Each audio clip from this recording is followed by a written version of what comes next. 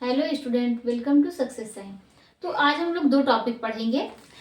कल हम लोगों ने क्या है दो टॉपिक कंप्लीट किए थे। एक क्या था, मैग्नीशियम था, और दूसरा क्या था कि क्या था दूसरा दूसरा जो है वो कॉपर था ना। तो आज हम लोग क्या पढ़ेंगे कि पहला क्या, एक हम लोग वाटर पढ़ेंगे और दूसरा देखते हैं अगर टाइम बचा तो क्या पढ़ेंगे। पहला हम लोग पहले क्या कंप्लीट करेंगे, क्लोरीन क्लोरीन पढ़ेंगे, क्लोरीन। फिर हम लोग दूसरा जो है वाटर कंप्लीट करेंगे। इतना ही कंप्लीट करेंगे, उसके बाद हम लोगों का क्या है, सारे पोषक तत्व जो है वो कंप्लीट हो जाएंगे। क्योंकि जल की भी हमारे जीवन में हमारे शरीर के लिए बहुत जरूरी है। जल के बिना जो जीवन वो संभव है ही नहीं। तो इसीलिए जल को भी हम लोग पढ़ेंगे। तो पहले हम लोग पिछला देखते हैं। पिछला हम लोगों ने क्या पढ़ा था, हम लोगों ने जो पढ़ा कि विल्सन रोग किसकी वजह से हो रहा था। विल्सन रोग ये किसकी वजह से हो रहा था, तांबा की वजह से। क्या था कि ये एक अनुवांशिक बीमारी है। क्या हमने ये पढ़ा था, क्या है ये अनुवांशिक बीमारी है। और किस इसमें क्या हो रहा था, कहाँ कहाँ जो है वो जमा हो रहा था तांबा। अनुवांशिक बीमारी है और कहाँ कहाँ जमा हो रहा था, ये यकृत में और किडनी में, और क्या है किडनी में, और कहाँ आंखों में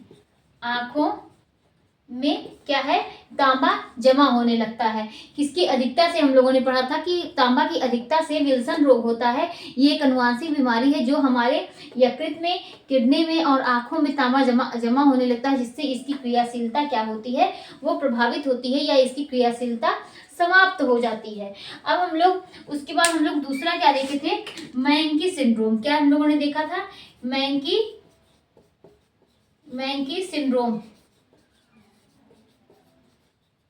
ठीक। और हम लोगों ने क्या देखा था, इसमें क्या देखा था कि इसमें कहीं जो है कॉपर की अधिकता हो रही थी और कहीं जो है वो कॉपर जो है वो कम हो रहा था। कहाँ कहाँ अधिकता हो रही थी ये, इसमें जो है मस्तिष्क, कहाँ कहाँ मस्तिष्क में, और क्या है कि लीवर में, मस्तिष्क लीवर में क्या है कि कम हो रहा था। क्या हो रहा था, कॉपर, मस्तिष्क लीवर में कॉपर जो है वो कम हो रहा था। और कहाँ ज्यादा हो रहा था, ज्यादा जो है वो कहाँ हो रहा था, किडनी और आंतों में, किडनी और आंतों में जो है वो क्या है, कॉपर जो है वो ज्यादा हो रहा था। तो ये हम लोगों ने कॉपर के बारे में दो चीजें पढ़ी थी, एक विल्सन, दूसरा क्या है मैंकी सिंड्रोम, ठीक। और उसके बाद हम लोगों ने क्या है, ये कॉपर में पढ़ा था। मैग्नीशियम में हम लोगों ने क्या देखा था, मैग्नीशियम में देखा था कि जो है मैग्नीशियम के कार्य देखे थे, मैग्नीशियम की अधिकता से क्या होता है इसके बारे में देखा था।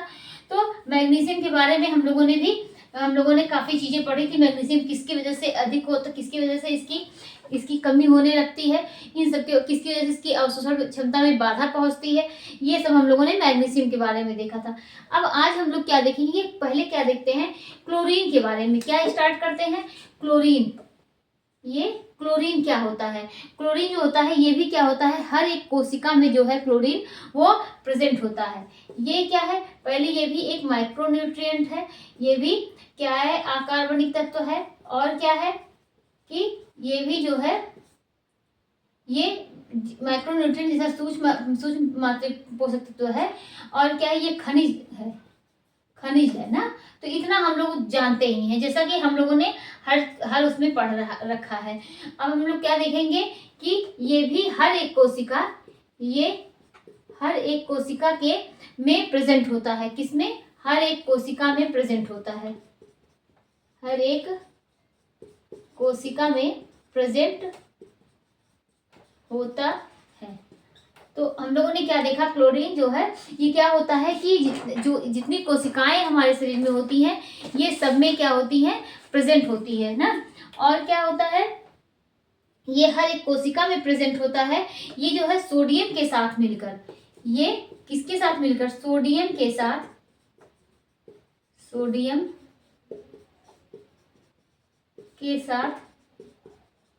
मिलकर क्या करता है, जैसे सोडियम के साथ मिलकर क्या होता है, सोडियम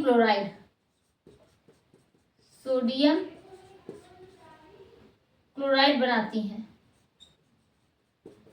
क्लोराइड बनाती हैं। तो ये सोडियम के साथ मिलकर सोडियम क्लोराइड बनाती हैं और सोडियम क्लोराइड के रूप में ये क्या करती है, ये सोडियम क्लोराइड के रूप में, सोडियम क्लोराइड के रूप में क्या होती है कि वाह्य द्रव्य में होता है। किसमें होता है सोडियम क्लोराइड के रूप में, कहाँ, वाह्य द्रव्य में, वाह्य द्रव्य में होता है। तो हम लोगों ने क्या देखा, ये एक माइक्रोन्यूट्रिएंट है, अकार्बनिक तत्व है और खनिज है।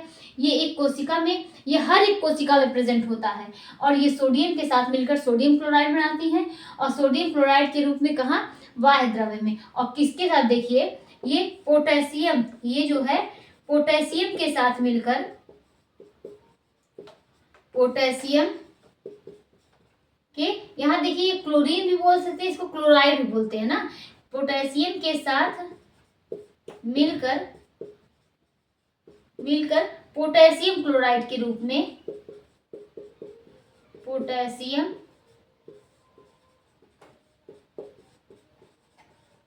क्लोराइड के रूप में ये आंतरिक द्रव्य में होता है। किसमें होगा, आंतरिक द्रव्य में होता है। तो हम लोगों ने क्या समझा कि ये सोडियम क्लोराइड के साथ, सोडियम क्लोराइड के रूप में ये वाह्य द्रव्य में पाया जाता है और पोटेशियम क्लोराइड के साथ क्या होता है कि मिलकर पोटेशियम क्लोराइड के रूप में ये किस रूप में पाया जाएगा, ये आंतरिक द्रव्य में होता है। इतना हम लोगों ने समझा, ठीक। ये हर एक कोशिका में प्रेजेंट होता है, तो इतना हम लोगों ने समझा। अब हम लोग क्या देखते हैं कि, तो हमने क्या देखा कि पोटेशियम के साथ मिलकर ये पोटेशियम क्लोराइड के रूप में क्या है, आंतरिक द्रव्य में होता है।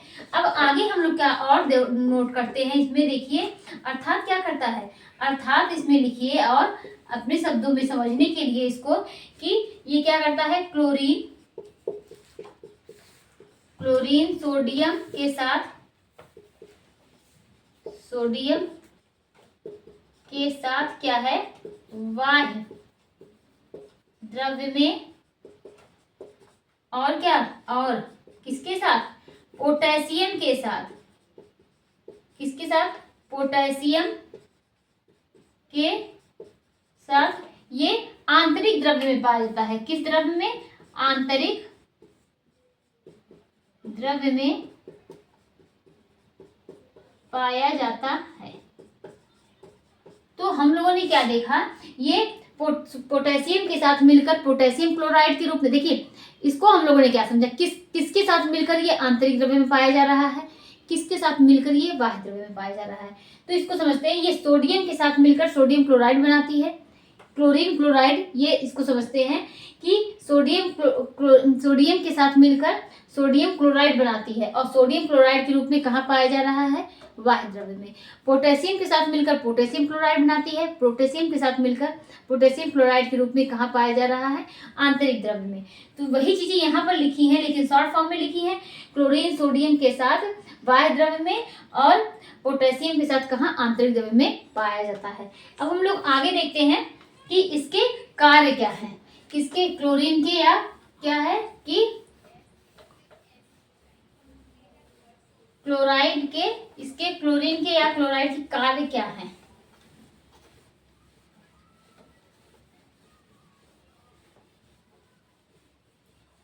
इसको देखते हैं कि इसके कार्य क्या है। ये क्या होता है, कार्य, ये क्या करते हैं, ये क्या करते हैं कि अम्ल क्षार की मात्रा को संतुलित करते हैं। किसको, अम्ल क्षार की मात्रा को क्या करते हैं, संतुलित करते हैं, संतुलित करते हैं। कौन, क्लोरीन क्या करते हैं, अम्ल क्षार की मात्रा को संतुलित करते हैं। और क्या करते हैं, ये जल के संतुलन का भी काम करते हैं, जल के संतुलन का भी काम करते हैं, संतुलन का भी काम करते हैं। तो ये अम्ल क्षार की मात्रा को संतुलित करते हैं और किसका, जल के संतुलन का भी ये काम करते हैं। और आगे हम लोग क्या देखते हैं कि सामान्य विकास के लिए भी ये जरूरी होते हैं। कौन? क्लोराइड। ये किसके लिए? सामान्य विकास के लिए,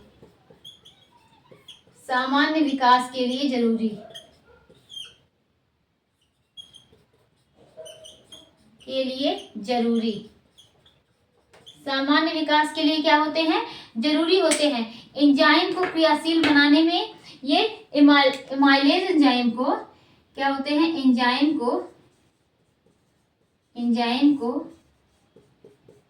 क्रियाशील बनाने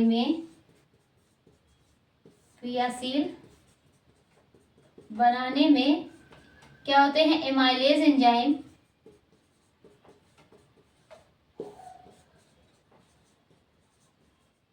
कि एंजाइम को क्रियाशील बनाने में एमाइलेज एंजाइम को क्या करता है? ये एक्टिव रखते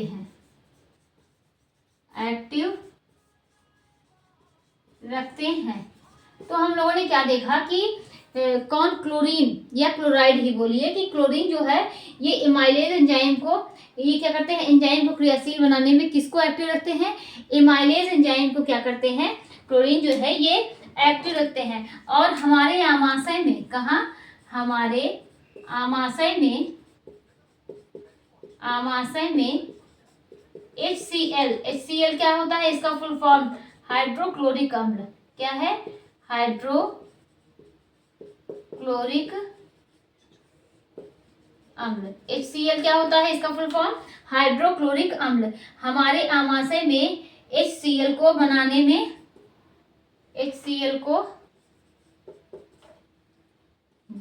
में क्या होते हैं? बनाने में क्लोरीन की भूमिका होती है, क्लोरीन की भूमिका होती है। हमारे जो होते हैं, हमारे आमाशय में HCl यानी हाइड्रोक्लोरिक अम्ल को बनाने में किसकी भूमिका होती है? क्लोरीन की भूमिका होती है। और एंजाइम को क्रियाशील बनाने में एमाइलेज एंजाइम जो होते हैं इसको एक्टिव रखते हैं। और क्या? अम्ल क्षार की मात्रा को संतुलित रखते हैं, जल की मात्रा को संतुलित रखते हैं। सामान्य विकास के लिए भी इसकी जरूरत होती है। और क्या देखते हैं कि इसके बाद हम लोगों ने क्या देखा? ये HCl जो है, ये HCl ये किसके लिए? ये फैट को क्या करते हैं? फैट को तोड़ने का काम करते हैं, ठीक। और क्या करते हैं? पेशियों के सामान्य संकुचन में भी इसकी जरूरत होती है। किसमें? पेशियों के सामान्य संकुचन में मदद करते हैं, पेशियों के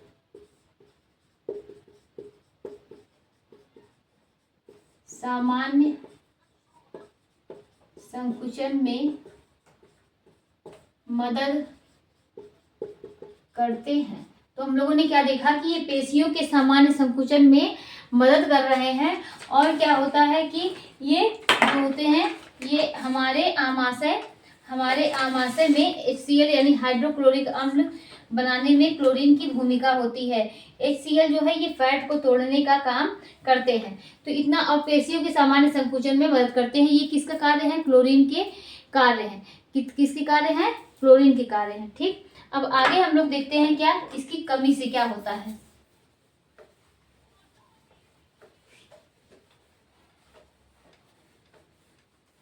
ये कार्य के बारे में हम लोगों ने देखा। अब हम लोग देखेंगे कि क्लोरीन की कमी से,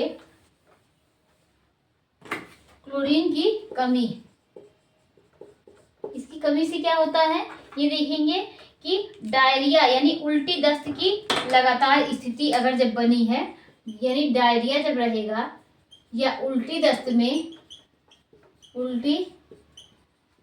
में क्या है बनी रहे, तो क्या होगा?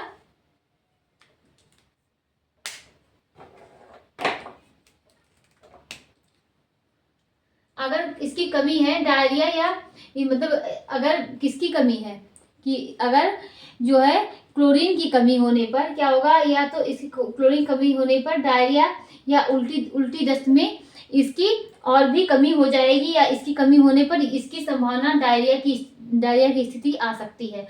और क्या देखते हैं इसके बारे में? इसके बारे में देखते हैं कि इसकी प्राप्ति कहाँ से होती है। प्राप्ति या स्रोत, इसकी प्राप्ति जो होती है वो प्राणिज जगत से जो होती है, प्राणिज जगत या प्राणिज जगत से अच्छी मात्रा में होती है।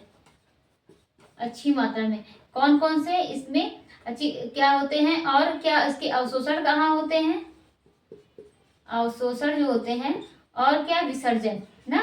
तो विसर्जन तो हम लोग पढ़ ही रहे हैं कि इसका मूत्र और पसीने से होता है, क्लोरीन का मूत्र पसीने से, और ये जो अवशोषण जो होता है वो छोटी आंत में होता है। तो इतना हम लोगों ने क्लोरीन के बारे में पढ़ा। अब हम लोग क्या पढ़ेंगे, वाटर के बारे में, यानी जल।